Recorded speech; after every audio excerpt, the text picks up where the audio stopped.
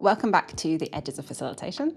This is a series where we explore what facilitation is and what it isn't by comparing it to related practices, some of which overlap, some of which get mistaken for facilitation, and all of which have something to teach facilitators. The idea behind the series was to help facilitators work out where their edges are and where they can achieve different results by working in different modes, and also where we need to set clear expectations, because if we accidentally end up in a different mode, maybe we get ourselves into some hot water. That might come up today. Today's guest is Theresa Destrebecq, and our topic is facilitation versus coaching. Welcome, Theresa. Hello. Wonderful. How are you, Lucy? I'm very good. And Theresa has just been coaching me on pronouncing her name, and I'm pretty sure I did it wrong. Okay. Well, why don't I stop attempting to introduce you and let you introduce yourself and tell people who are listening to this what your connection to both of these topics of facilitation and coaching. Yes, so I'm Theresa Destrebecq. That's the American pronunciation of my last name. And I have been working as a facilitator primarily for the last 6 years, but I got certified and trained as a coach 13 years ago. And I embed the two together essentially in what I do. So my work right now is I bring together people to read or connect with the teachings in a book, but in a playful and creative and experiential way. So it's not a book club, because a book club is about talking about ideas, but a book circle or a book lab is for really exploring and playing with ideas. And so I do that work mostly within organizations. So I'm there to facilitate their learning, but I also add in coaching into it because sometimes we need to access things that they're not aware of. So the coaching part brings in pieces of self-awareness that they might not have through just reading the book alone. Lovely. So maybe just to paint a bit of a picture for us, like what do the parts look like when you are in coaching mode versus in facilitation mode in your work? I don't think that there's maybe there is a clear boundary between the two. So coaching mode is more of me asking powerful questions and hoping that they will have some insights, because whenever you read a book, it's got great ideas and you might connect with one idea in the book. But then the coaching part of me, it comes into how do we look more deeper at what that idea means for you in the context of your work, in the context of your leadership, and what you do within the organization that you work. The facilitation piece is kind of the bigger container building for our learning experience. So that's the facilitation is how I design our 90 minutes together, what kind of activities I'm doing, how I am facilitating or making easier the space in which we are learning together. So I suspect that this is probably a different type of facilitation to the type of facilitation that I do. So I'm mainly like I'm a process facilitator. So I'm usually like designing a process whereby we reach a particular point with a group.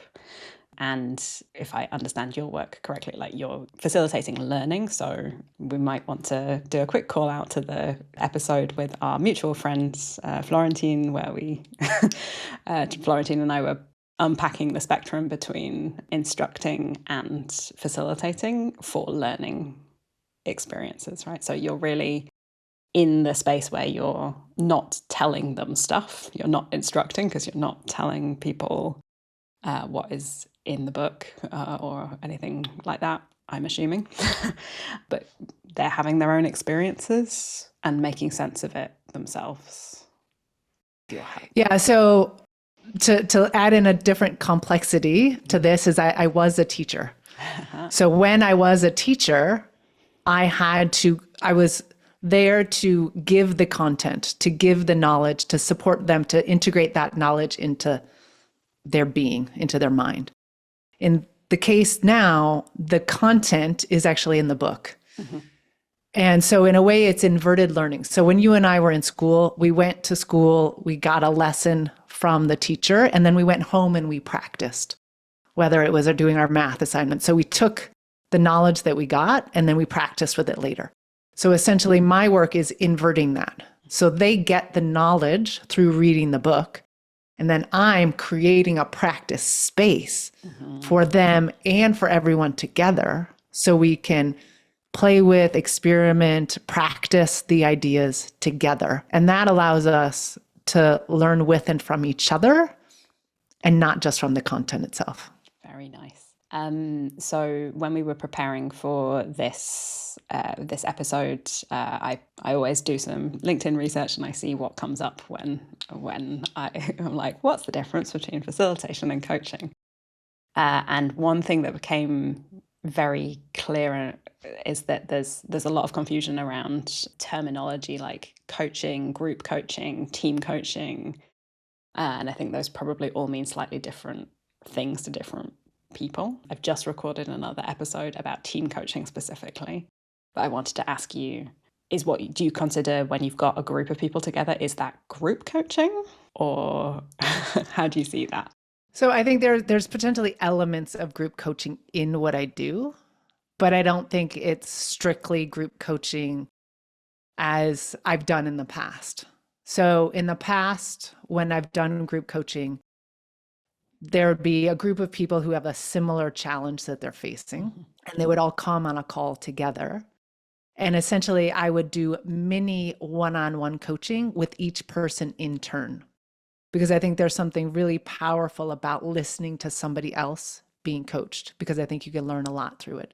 So essentially, we would meet for an hour, and 4 people would be coached for 15-minute blocks, essentially. And so that's how I used to do group coaching when that was part of my repertoire. And that's not what I'm doing now. Mm-hmm. Now it's more of an experience together. There might be moments where I will group coach, but it's not necessarily the bulk of what I do. Mm-hmm. So there might be a moment where I'll coach someone one-on-one, but it's rare. So for example, coming up, I'm doing a book right now called The Advice Trap, which is all about having a coaching mindset as a leader. So I'm hosting, along with our regular book circle sessions, I'm hosting practice sessions where they will be coaching one another or coaching me, but I'm not coaching them on their coaching skills, if that makes sense. Yeah. And I just realized that we probably should define what we mean by group coaching as well. So like when I hear group coaching, what I'm thinking is that there's kind of like a cohort or something of people going through something together. As you say, that maybe they have similar challenges, but they don't necessarily work together. So they are essentially a collection of individuals. Yes. Versus team coaching, which is the podcast that I was recording yesterday, which is like there is a relationship between those people in some sense, and like the part of the team coaching is to make them work better as a team. So just drawing out that distinction. But I'm super happy that you just mentioned the advice trap and mindset, because coaching mindset and facilitation mindset, I think, is probably a good place for us to dig in a bit deeper. What to you are the similarities or differences between a coaching mindset and a facilitation mindset, if there are any? One of the things that when I was coaching, I would say the metaphor that I would use is like, you're in a period of your life right now where you're walking through a really dense forest and you're trying to figure out the way. Mm-hmm. My role is not to guide you. My role is to shine the light and in different corners so you can figure out where to go. But my role is also not necessarily to take away the branches that have fallen down in your path. That's your responsibility to do that. Mm-hmm. Whereas I think part of the role as a facilitator is to not only shine the light, but also to take away some of those branches so that they can see the path more clearly ahead. So if I use that metaphor for both of them, I think that's how I would see it. Mm-hmm. So coaching, I think, in the short term can feel hard. But the end goal is that there's going to be ease. Because as a coach, you're asking really powerful questions that the other person has not asked themselves. Mm-hmm. But because you see things that are getting in their way, but it's their responsibility, they need to have that sense of agency to get those things out of the way themselves. You're just helping them to see what the barriers are. Mm-hmm. Very nice. Whereas a facilitator, you're creating a space where you've already encountered kind of the common barriers that we all have. You know what those barriers are because you're usually working with a group of people. And so your job is to move those barriers aside so that everybody can move forward together to achieve whatever outcome that is. Like you're talking about process facilitation. Yeah. I guess I see a couple of things. So when we're saying guide, I'm assuming we're talking about not giving people advice. Like we can't tell people what to do, which seems to me like a common thing between the two things. Certainly the way that I do it anyway. Like I do also do consultancy, and that's a different game and is okay to give people advice in consultancy. That's what they're paying you for. But with facilitation, you have to be super, super careful with it. I guess I see the metaphor slightly differently because I see slightly different types of facilitation as well. So I think the not picking up the branches part is true for, to borrow a term from Roger Schwartz. So there's like basic facilitation and developmental facilitation. So basic facilitation, I'm going to try and paraphrase neatly, but it is basically like helping people get through a process, right? Like you're there, you're helping people get through. And my understanding of developmental facilitation is that you aren't picking up the branches for them anymore. You're helping them to understand for themselves and to develop a level of process literacy where they can pick up their own branches. So I think depending on, that's why I really like these two, like comparing coaching and facilitation, because I wonder if actually we hem ourselves in a bit much with the definition of facilitation. But yeah, I don't know if that makes sense to you. Yeah, I mean, so let me ask you a question then about so you're helping people through a process. Yes. Right? So, or if I think about people who are looking to make a decision about something. So one of the things that we talk about in facilitation is the idea of diverging before we converge. And I think if people are left to themselves, they won't do enough diverging sometimes before they converge sometimes, right? And so I think part of the facilitation is widening that lens for them and allowing a container for a little bit more discomfort, disagreement, a little bit more chaos, so that more ideas can come forth before you converge. So in that way, that's what I see as one of the brambles or one of the branches that's in the way, is that we see that, we know that. And so that's why we're trying to help them through. I get, in a way, maybe we're putting more brambles on. I don't know. Maybe it's not a great metaphor, but that's kind of how you thought this was easy. You thought you could do it. I'm just going to make this harder for you. Yeah, do a bit of that.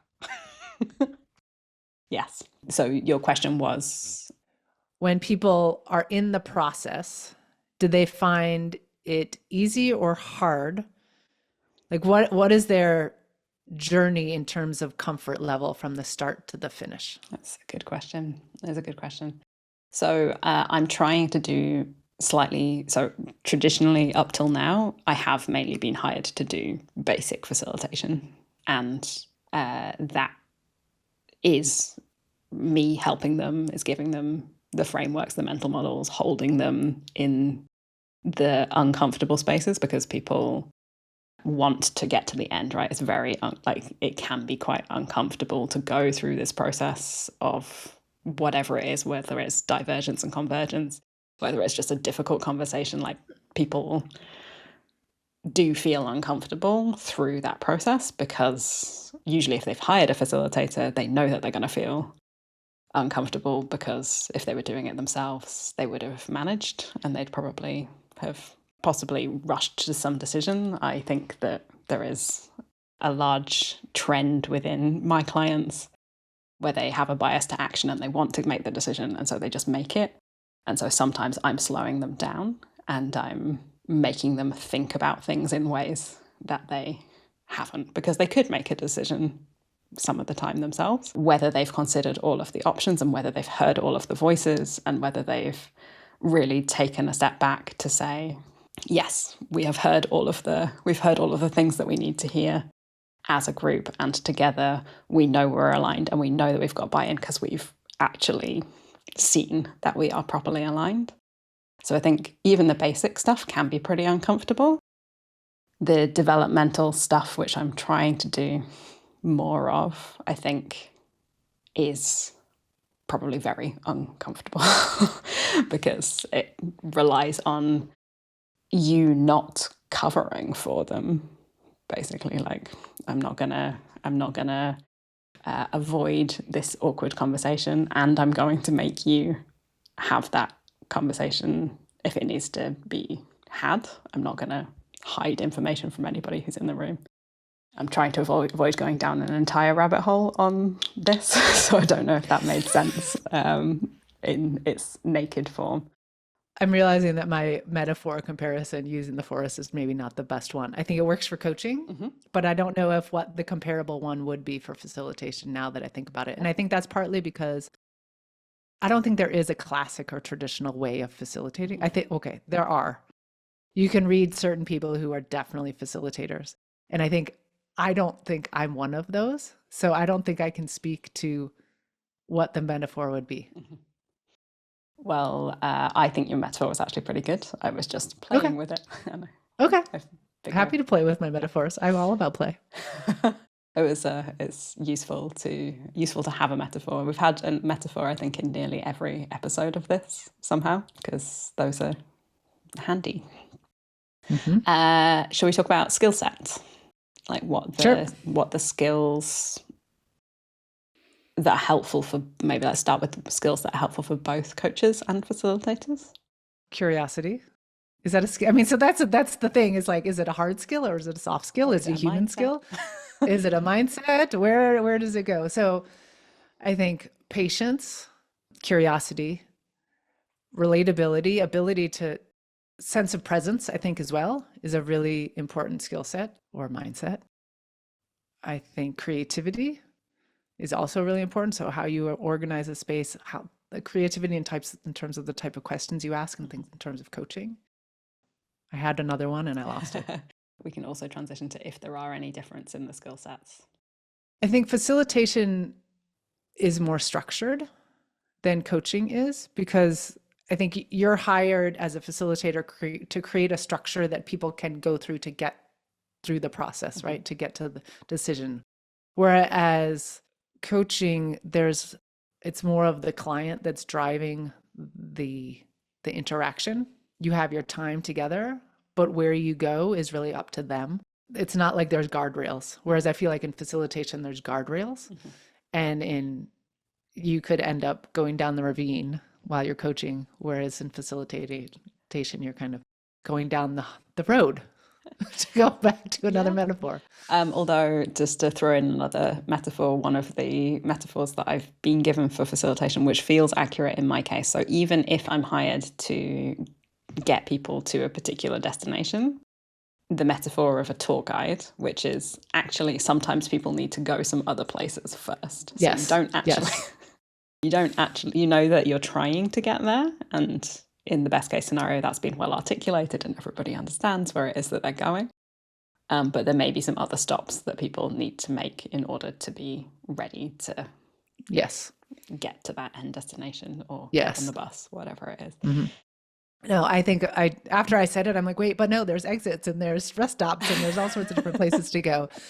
I think when I think about my coaching, when I was coaching full time, there would be times when people would hire me because they felt like they wanted to move through this specific challenge. But then it ended up that we went somewhere totally different. And that's what I mean. It's because it's so much more client driven. I mean, I know your work facilitation is also client driven, but there's a difference between the two because it's a wider. So you also have to be, as a coach, I think, more accepting of the fact that it can just kind of go anywhere that it wants. And that's okay. Whereas I think sometimes as a facilitator, you're hired by an organization who has a specific outcome they want. And so you're a little bit more constrained because they've hired you to get to this specific outcome. Yeah. Well, I mean, I guess the way that I see that as well is when you have a group, you can't pivot as fast because you have to take people with you.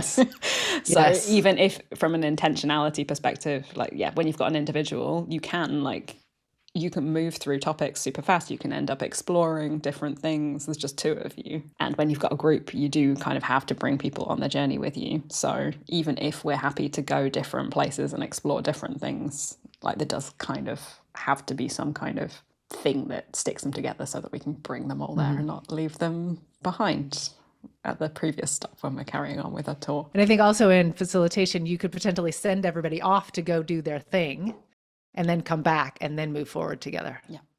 That's another thing that can happen in facilitation.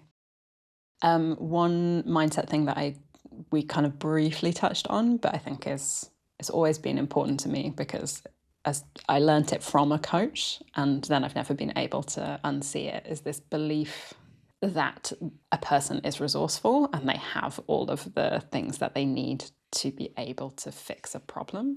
And I remember exactly where I was when I was told that by a coach the first time, and I was like, that's such a weird thing to believe.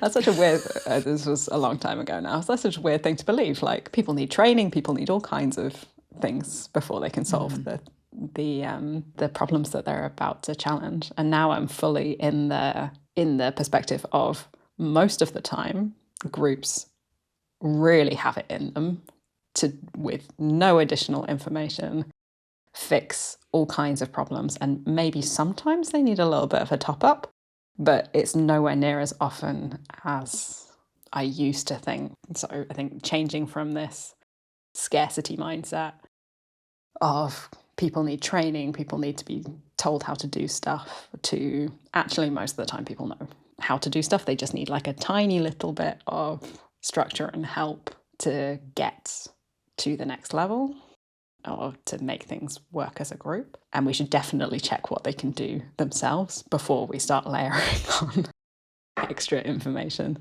So yeah, resourcefulness as a mindset feels like that's an important point. Yeah. I think that that ties in, I mean, kind of the whole premise of coaching as opposed to mentoring or consulting is based on that idea that people are much more likely and willing to follow through with their own ideas.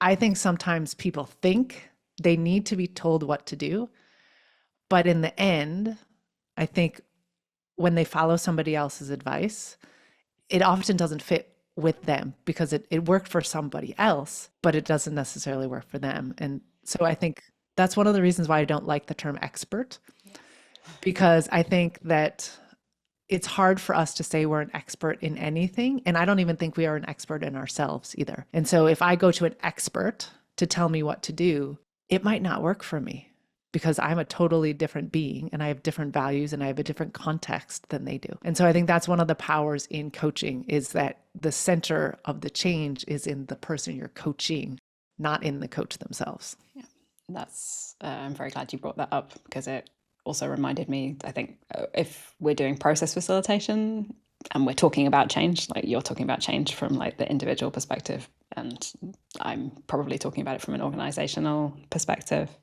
But a very similar parallel there for me is that an organization is much more likely to change if they have homegrown the ideas, because they already understand them, right? Like they already make sense to them. You're not trying to transplant an idea into it which made sense for somebody else, but now you have to explain and now you have to bring everybody else on board.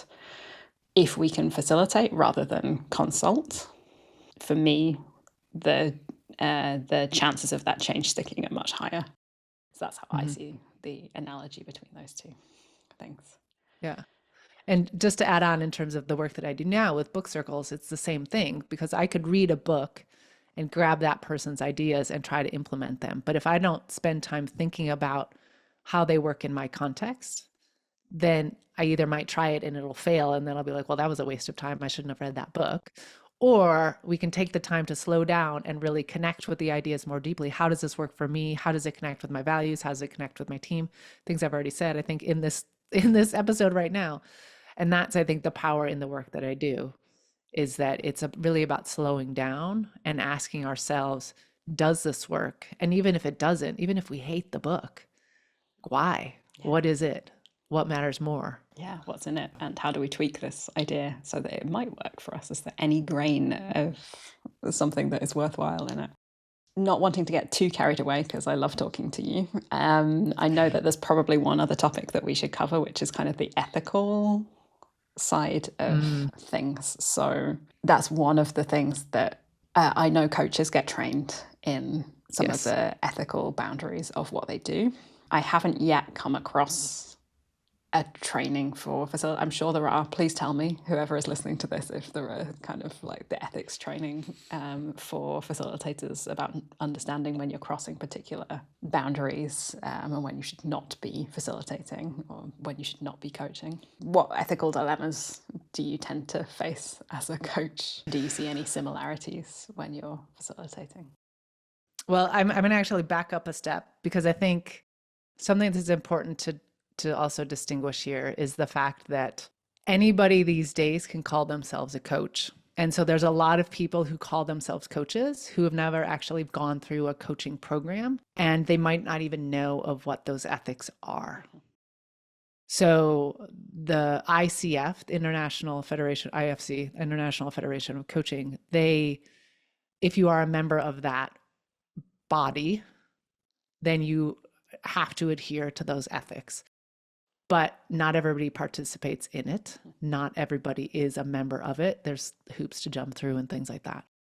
And as I said, anybody can call themselves a coach. So not everybody follows those prescribed ethics.